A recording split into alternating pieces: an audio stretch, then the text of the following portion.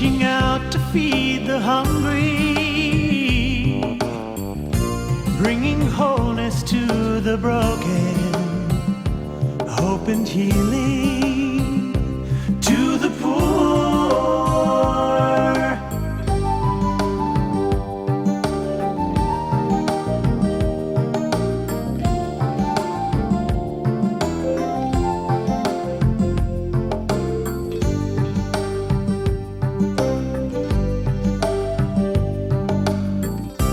Pleading justice for the outcast, showing love that is steadfast, demonstrating true compassion, giving joy to those who mourn.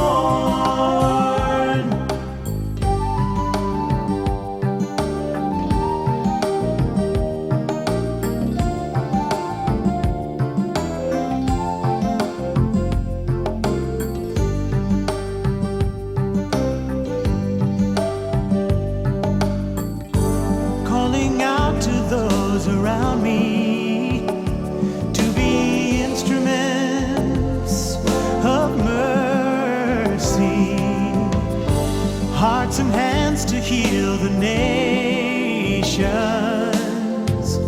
One by one, the world transformed.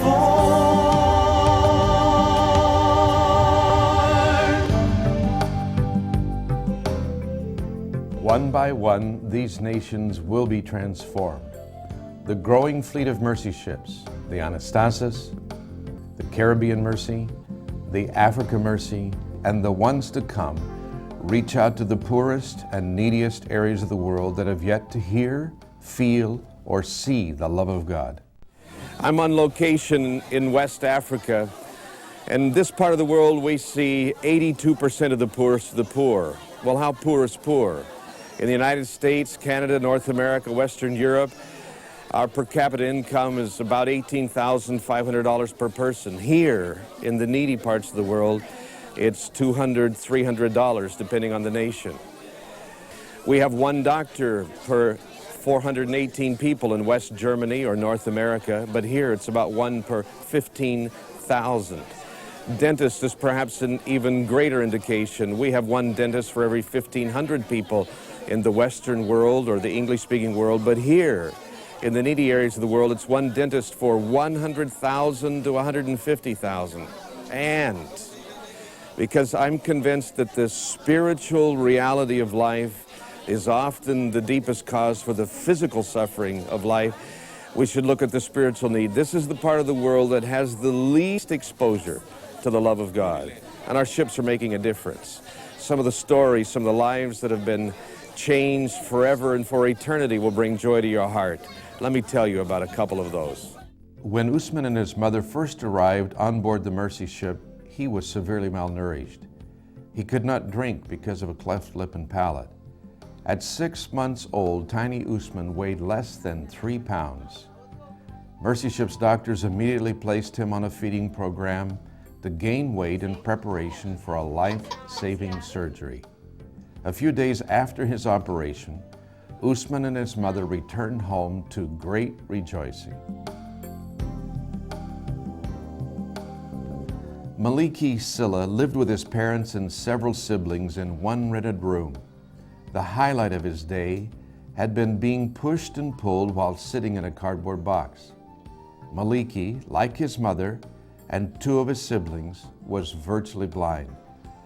Dr. Daniel Gould operated on Maliki and restored his sight. After his operation, while looking in a mirror, Maliki said,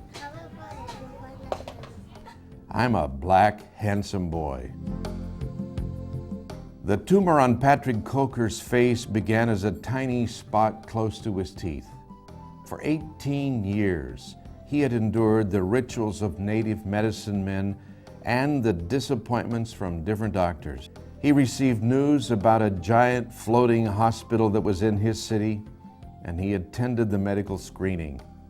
He was selected by Dr. Gary Parker, and 2 operations were performed to remove a 3.5-pound tumor. The change was remarkable.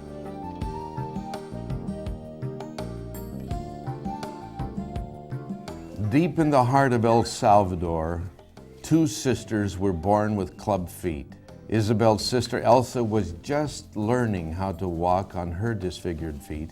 When Mercy Ship surgeon Dr. Tim Brown first saw Isabel, her feet had grown completely backward from not having access to medical care for 11 years.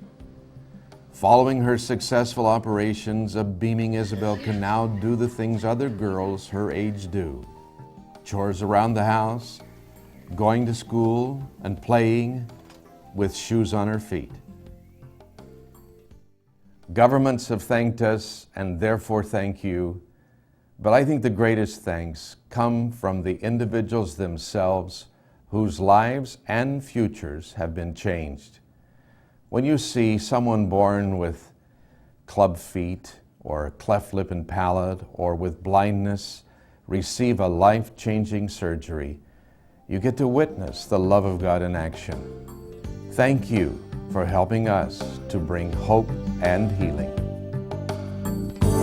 Calling out to those around me to be instruments of mercy, hearts and hands to heal the nations.